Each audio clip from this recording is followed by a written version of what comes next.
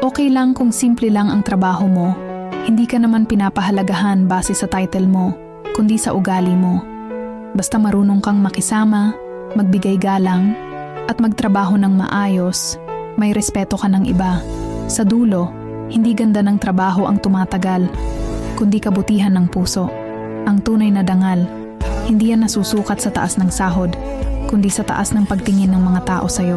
Kaya ipagmalaki mo kung sino ka, dahil may halaga ka.